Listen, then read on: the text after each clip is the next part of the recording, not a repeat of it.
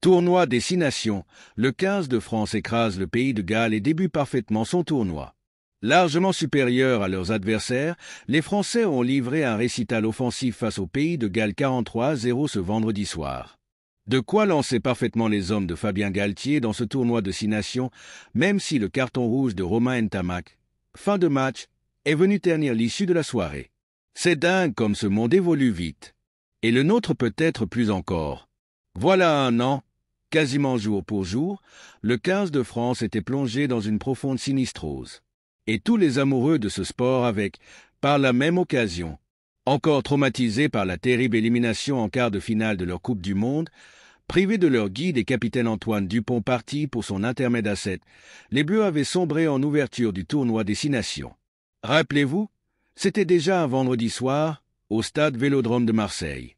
Humiliés sur leur terre par des Irlandais visiblement plus enclins à digérer leur déception planétaire, les tricolores étaient largués. Étaient-ils rentrés dans le rang, après nous avoir tant fait rêver? La question, à l'époque, méritait d'être posée.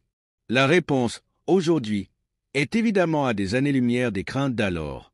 Depuis, la bande de Fabien Galtier a repris sa marche en avant, s'est payé les All Blacks au cours d'un automne radieux, a retrouvé un super Dupont, qui empile encore plus de passes décisives en un match que la France de Premier ministre en un an, possède des ailiers même en l'absence d'un Damien Penaud stratosphérique avec Bordeaux-Bègles qui finissent dans l'embut adverse dès qu'ils s'en approchent, et surtout génèrent un enthousiasme identique à celui d'un temps pas si lointain. Les doublés des ailiers, les passes décisives de Dupont. D'ailleurs, il est là, l'essentiel. Dans la faculté de ces Bleus à emporter tout un pays avec eux, à le convaincre qu'ils vont enfin rafler ce foutu trophée Webb Ellis en 2027, faute d'y être parvenus en 2023. Parce que, s'ils ont réalisé un carton au tableau d'affichage dans un stade de France chauffé à blanc pour entamer ce tournoi, il faut bien se relativiser la très faible opposition galloise.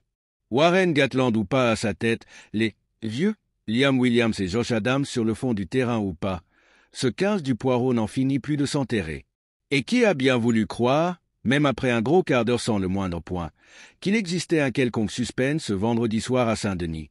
Pas grand monde à vrai dire, tant la vérité éclatait déjà sous les yeux des 80 000 privilégiés à avoir bravé le froid de la région parisienne, quand les Français avançaient sur n'importe quel impact ou plaquage.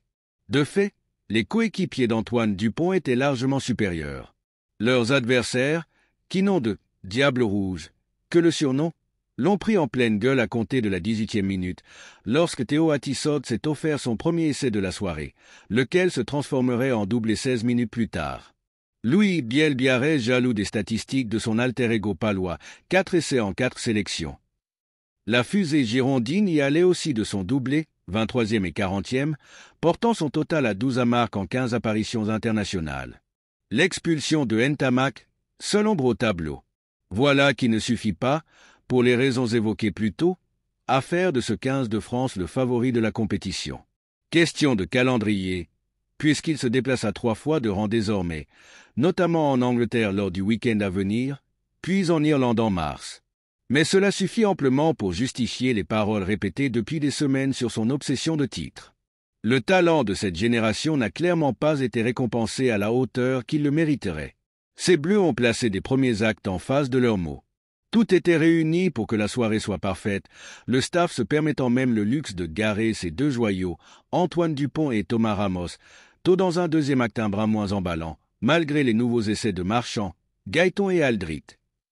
Mais le carton rouge de Romain Ntamak, 71e minute, pour un plaquage où est venu quelque peu l'assombrir, tant le débat autour de l'ouvreur va encore battre son plein dans les prochains jours. Ce dont Galtier se serait bien passé.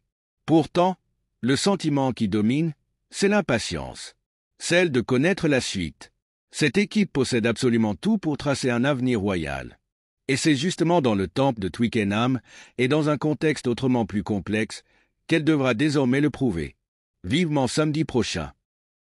Merci de bien vouloir vous abonner et de cliquer sur j'aime.